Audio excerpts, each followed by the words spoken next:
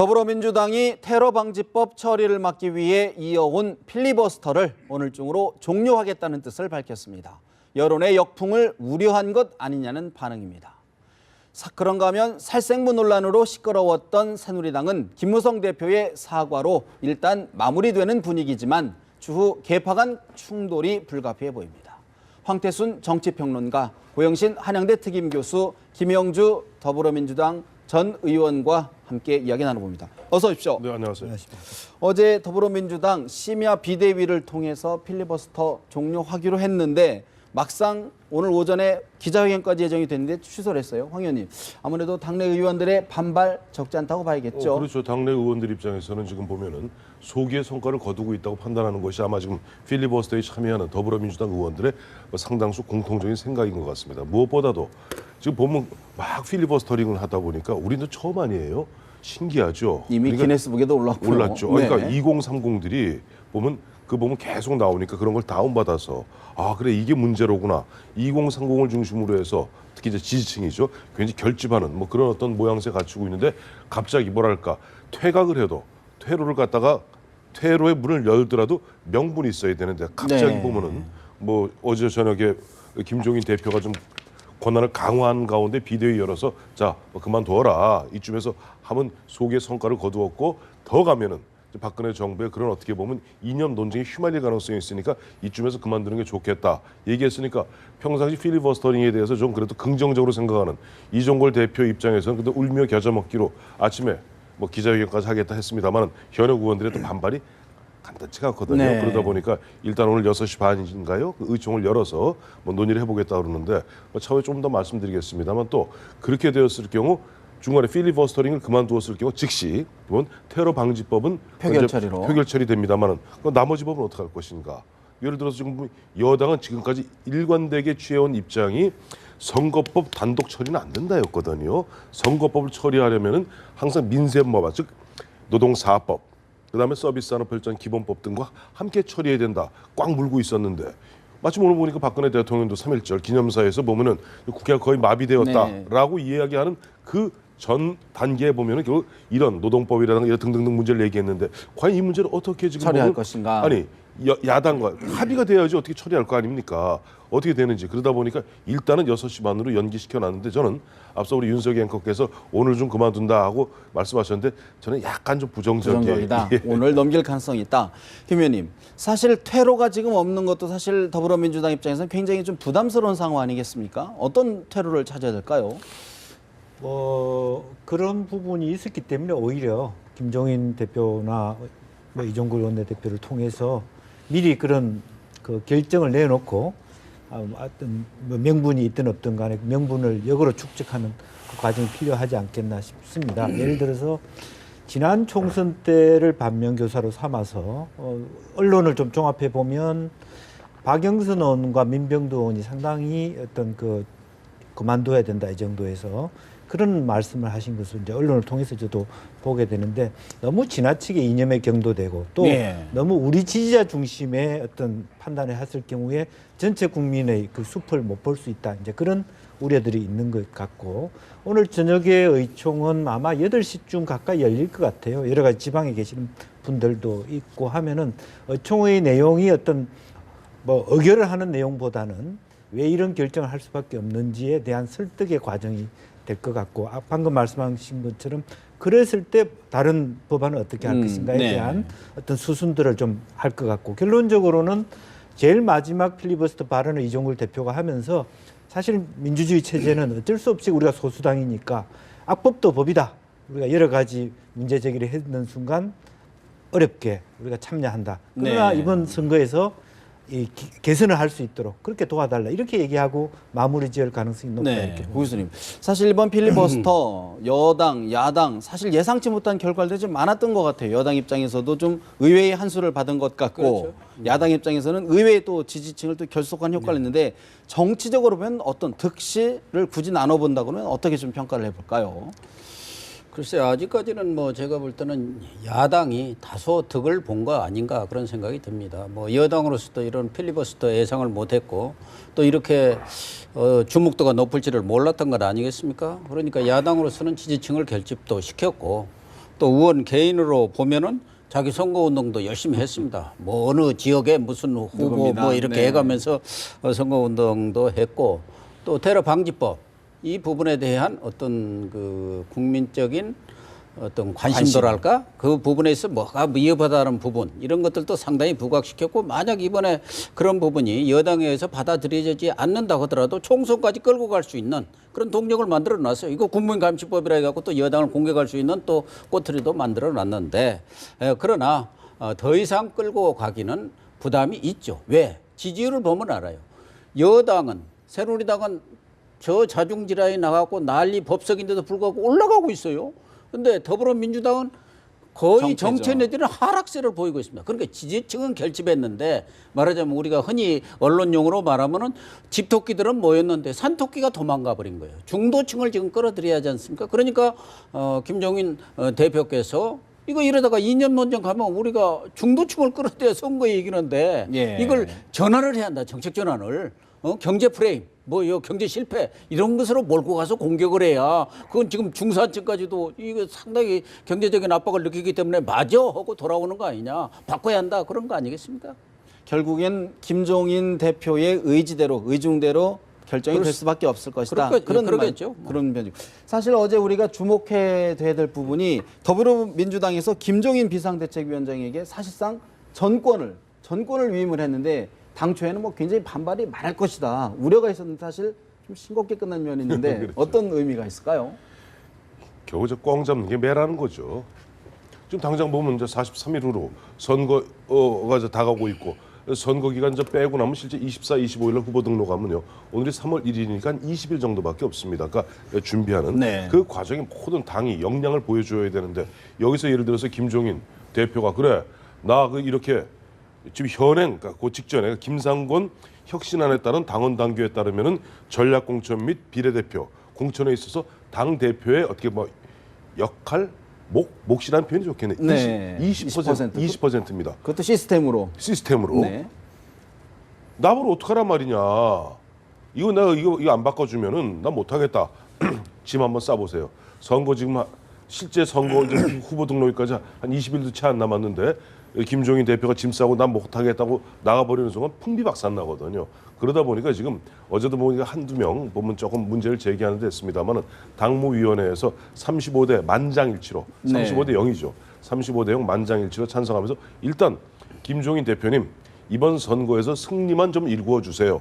나머지 것들은 저희가 다 참고 용서해 드리리라 헌납했다. 하고 전권 비상대권 네. 예전에 보면 이걸 독재권이라 그러거든요. 예전에도 사실은 로마 시대 때도 전쟁이 나면은 그 집정관에게 독재권을 줍니다. 그래서 의회를 거치지 않고 바로 그 원로원에서 네. 보면 원로원에서 집정관에게 독재관이라는 호칭을 주면서 독재권을 줍니다. 딕테이터십을 줘요. 그리고 그때 그 전쟁에 한해서는 그 집정관이 독재관이 돼서 모든 것을 갖다 의회에 거치지 않고 자기 집행을 하거든요. 네. 일단 그 김종인 대표에게 일종의 독재관 네. 강력한 비상대권을 주고 이번 총선만 이겨달라. 하는 확실한 힘을 실어줬다. 확실한 힘을 실어줬다. 줬다. 물론 내부적으로 끓는 사람도 있겠죠. 결국은 공천 문제가 아니겠습니까? 이제 사실은 이제 공천이 본격적으로 되기 시작하면 교수님 사실 지금 벌써 첫 번째 시스템 공천에 탈락한 문희상, 홍일학 의원들에 대한 구제 방안 논의하겠다 이런 얘기하는데 좀 갈등 빚을 소지는 없을까요? 어떻게 보십니까? 우선은 그것은 이제 정량적 판단을 통해서 했지만 정무적 판단이 부족했다는 것을 여러 의원들이 공감하고 있는 부분이 있습니다. 네. 예를 들어서 현재 김종인 대표가 자기 개인의 사람을 심기 위해서 편파적으로 이걸 누구는 살리고 누구는 죽이고의 문제가 아니라 일반 국민이 보기에도 이건 좀 과하다. 예를 들면 문희상 의원이 그런 부분이 있을 수 있지만 대안이 없이 그렇게 자를 수 있냐. 특히 대구 경북 지역에 어떻게 그렇게 할 수 있냐. 네. 이런 부분들이 다 국민들조차도 동의할 수 있는 부분이기 때문에. 근데 반면에 강기정 의원 같은 경우에는 좀 막 연판장까지 돌리는 분위기인데도 사실 김종인 대표가 좀 이게 쳐내는 분위기 아닙니까? 뭐 그렇습니다만은 그건 그것이 흘렸는지 어떤지 모르지만 상대 후보하고의 객관적 비교에 있어서의 측면이 있고 또 광주라고 하는 지역의 특성이 뭐냐면 지역 어른들의 어떤 평가가 사실은 있습니다. 지역에 가면 강기정이 누구가 어떻고 하는 부분들이 있기 때문에 네. 막 그런 것까지를 다 포함해서 고려할 수 있지 않느냐 생각이 듭니다. 사실 고 교수님 지금 가장 주목되는 부분이 이제 김종인 대표가 과연 비례대표 선정에 전권을 사실 지금 휘두르게 됐는데 좀 다른 부분 참다 하더라도 비례대표 부분에 좀 폭발할 가능성 어떻게 보십니까? 본인 자신 것은 뭐 나는 추워도 없다 하면서도 뭐 그런 걸 미리부터 하려고 그래? 앞으로 다 할 수 있을 텐데 하고 여지를 두었고, 제가 볼 때는 뭐 비례대표 쪽으로 가지 않겠나. 그러나 선순위보다는 후순위로 갈 가능성이 많다. 말하자면 과거 명분을 김대중 네. 대통령이 했던 것처럼 지금 다른 사람도 잘리겠다면서 자기는 빠지 달면 그 명분이 서겠습니까? 그러니까 지금은 추워도 없다 하면서도 나중에 말하자면 후순위 쪽에서 이렇게 해서 할 가능성이 높다. 왜?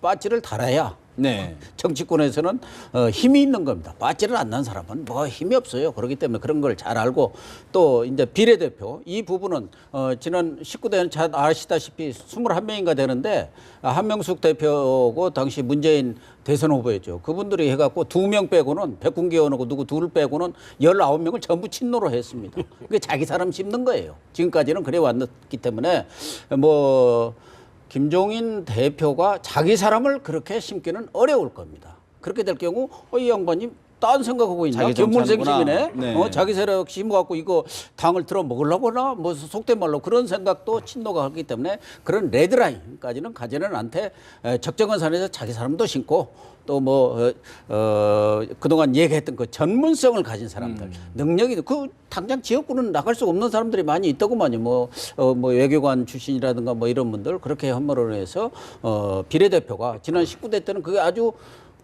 말썽이 많았습니다. 비례대표 공천 잘못했다 해갖고 선거에 큰 타격을 입었는데 아마 이번에는 김종인 대표가 비례대표 부분에 있어서 정권을 받았기 때문에 네. 모양 좋게 이 상품 가치를 높여서 내놓지 않겠나. 그러면서 자기 사람도 쏙쏙 좀 심는 그런 전략을 구사하지 않겠나 그렇게 보입니다. 결국 이제 문재인 대표의 이른바 친노 그룹의 어떤 의중, 반발이 이제 관심인데 지금까지는 뭐 전략적으로 좀 이렇게 동거하고 있다, 5월 동주다라는 이야기가 많은데 어떤 상황에서 이게 좀 분출될 가능성은 어떻게 보십니까?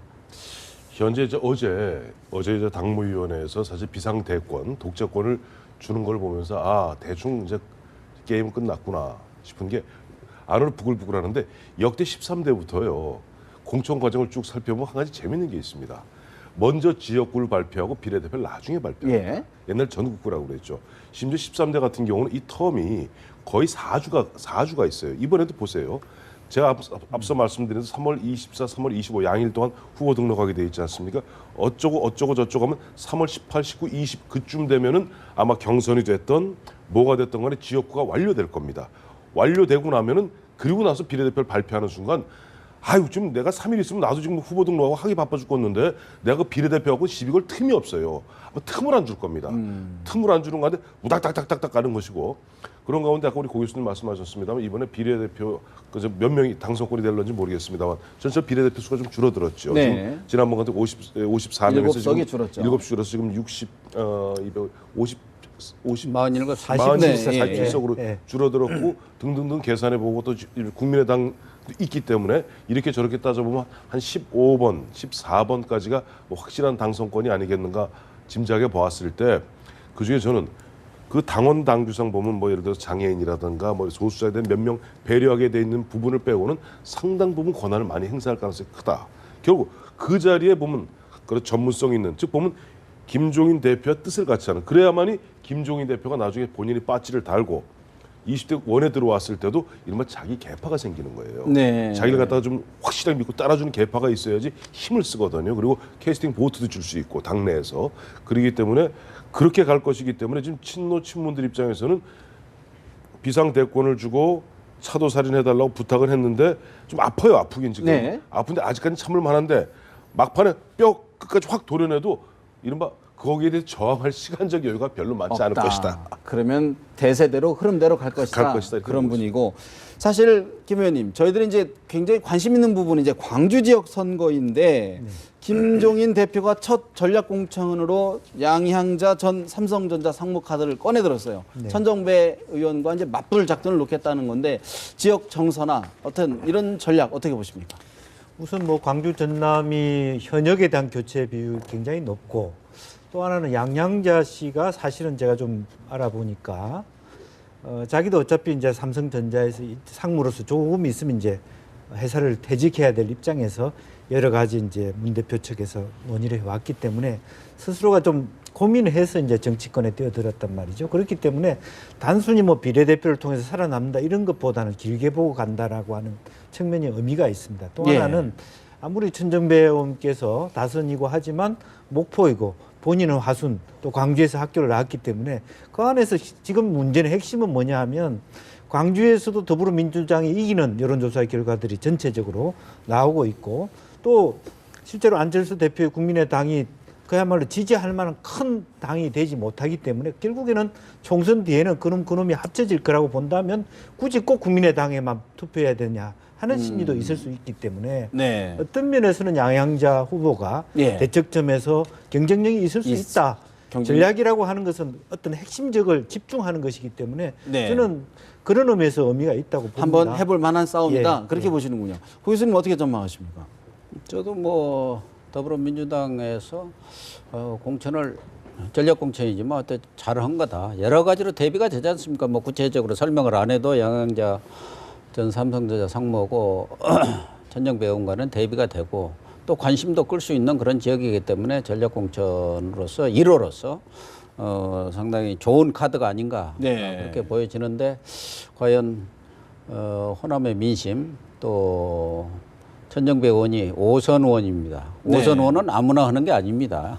5선 의원 지역에서 5선 의원 그분은 또 수도권에서 4선을 하시고 또 송파에서도 낙선한 적이 있고 그래서 어떻게 보면은 정치권에서는 아주 잔뼈가 굵은 정도가 아니라 산전수전 공중전을 다 겪으신 분이기 때문에 또 호남에서 갖고 있는 또 어떻든 지금 현재로서는 네. 뭐 천정배 의원 빼고는 호남에서 기대를 할 만한 또 기대주가 없는 상황 아니겠습니까? 정동영 전 의원이 뭐 전북에 다시 들어오는 정치권에 다시 들어오기는 했지만 예. 이미 흘러간 물이라고 볼 수밖에 없는 그런 상황 속에서 호남 사람들의 선택이 예. 과연 초선 양양자와 오선의 천정배 천정배를 어떻게 평가할 것이냐. 어떻게 평가할 건가? 근데 천정배 의원이 지금 국민의당에서는 수도권으로 좀 가라. 보니까 최근 보도를 보니까 송파을 지역 뭐 출마 가능성도 얘기가 되는데 저는 지금은 이제 테러가 막혔다고 봅니다. 아, 예를 막혔다. 들면 양양자 전 상무의 전략 공천이 없을 때 같으면은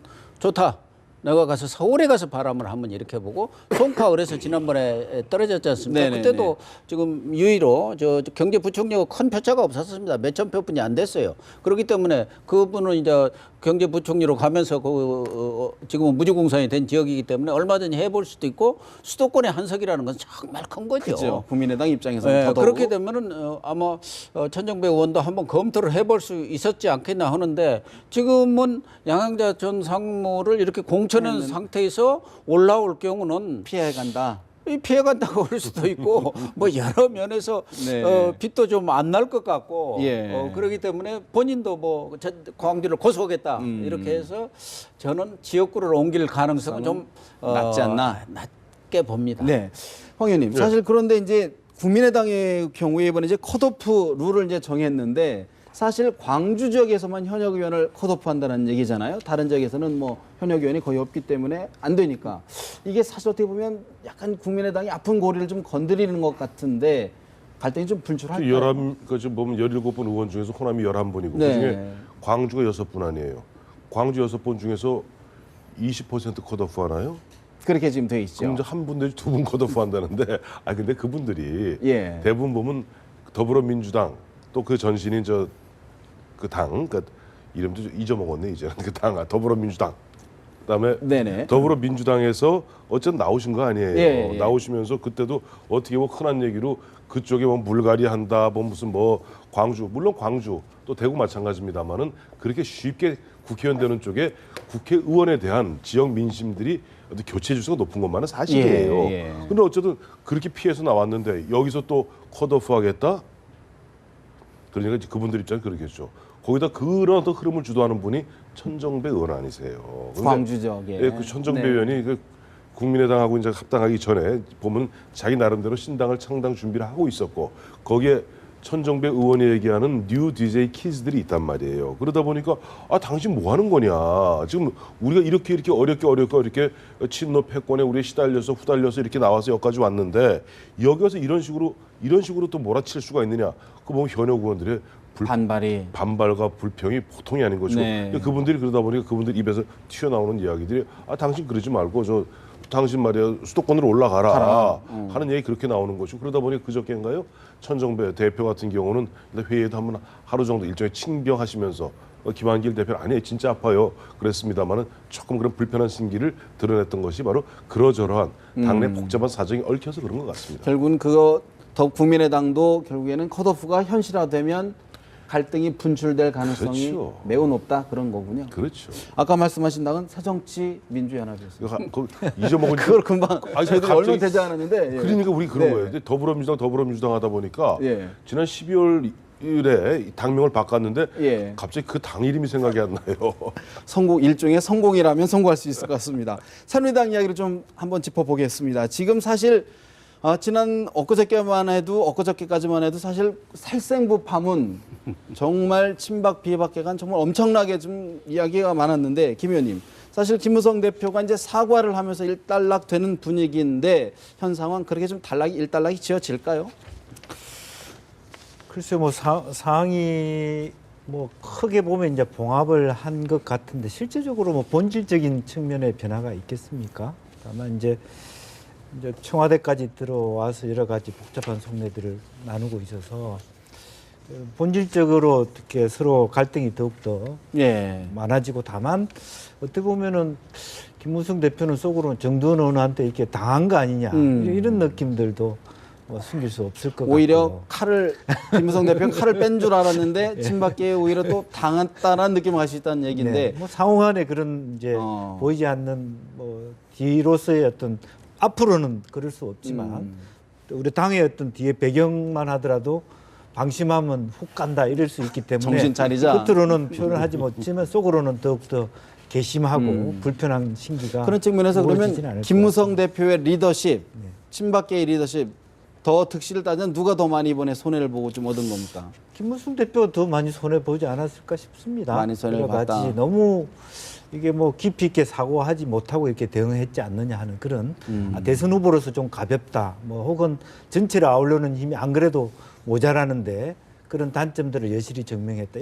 이렇게 네. 상대방이 공격할 여지를 많이 많이 남겼다. 줬다. 그런 것이죠. 호 교수님, 근데 네. 일부에서는 김 대표 측근에서는 지금은 우리가 빌미를 줘서 좀 참지만 한 번만 더 공격하면 가만두지 않겠다 이렇게 엄포를 놓고 있는데 가능할까요?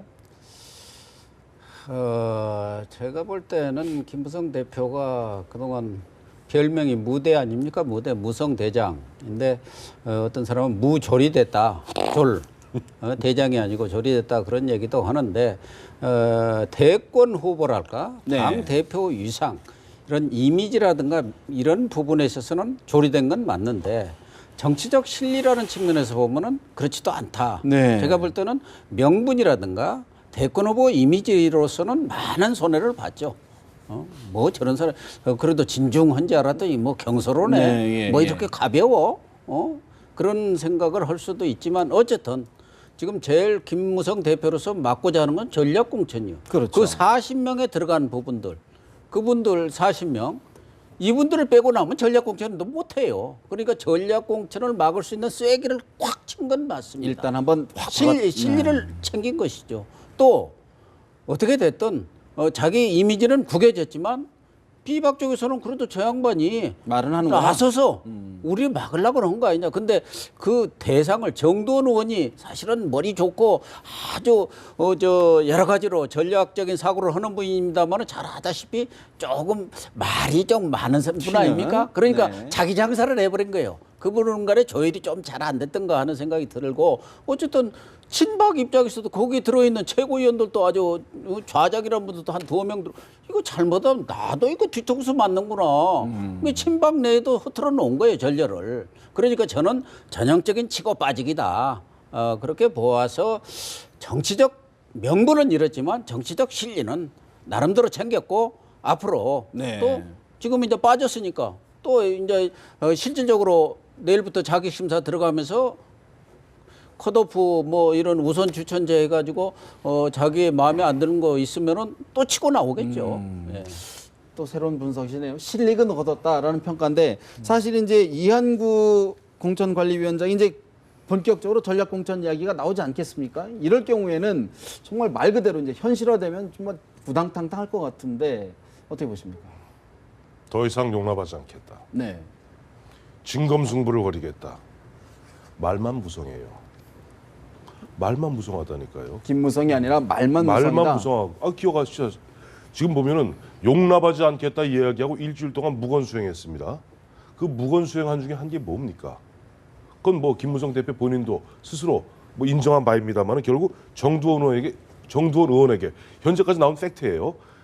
김무성 대표는 찌라시를 보고 한 거예요. 지금 물론 정두원 의원은 뭐라고 얘기하냐니까 처음에 김무성 대표 얘기할 때는 청와대 관계자라고 얘기했다고 주장을 하고 있으나 김무성 대표의 항변에 따르면 본인이 시중에 놔두는 이러저러한 찌라시를 보고 네. 그 찌라시를 보고 정두원을 불러서 부추긴 거예요. 부추겼다가 그것이 문제가 되고 동티가 날 법하니까 두 차례 전화 걸어서 아니다. 내가 얘기한 것이 아니라 김무성 측에서 이야기한 것으로 이야기해다오. 이건 물론 뭐 지금 정두원 의원의 주장이에요. 주장이고. 두 번째 전화 걸어서 내가 청와대 관계자한테 얘기 들은 것이 아니라 찌라시를 보고 얘기했다고 그렇게 입을 좀 맞춰다오. 자, 이게 뭡니까? 자, 그런 가운데 지금 정두원 이번에 확실하게 김무성 대표는 한 가지 별명을 얻었어요. 뭡니까? 30시간의 사나이. 정두원 의원이 붙여준 거예요.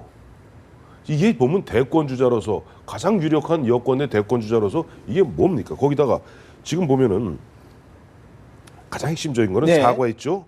공천관리위원회 공관위 이제 공관위에서 어떤 결정? 이한구 공관위원장이 당원 당규상에 정해져 있는 우선 추천이라든가 단수 추천이라든가 이런 자격 심사를 통한 컷오프를 해도 할 말이 없게 된 거예요. 아니 그러면 그럴 경우에 이한구 공천관리위원장이 전략 공천을 예를 들어 세게 할 경우에 그럴 가능성이 있다 보십니까? 아니면은 아니, 저 이한구 공관위원장이 예. 찌라시가 뭐라고 그랬다 거기 흔들릴 사람이 사람 아니거든요. 아니다. 자기 기준대로 여태까지 자격 심사한 거 갖고 컷오프할 거 컷오프하고 네. 단수 추천하고 단수 추천하고 우선 추천하고 우선 할 추천합니다. 것이다. 그렇게 될 경우 어떻게 전망하십니까? 우리 짧게 정리하고 넘어가야 될 것 같습니다.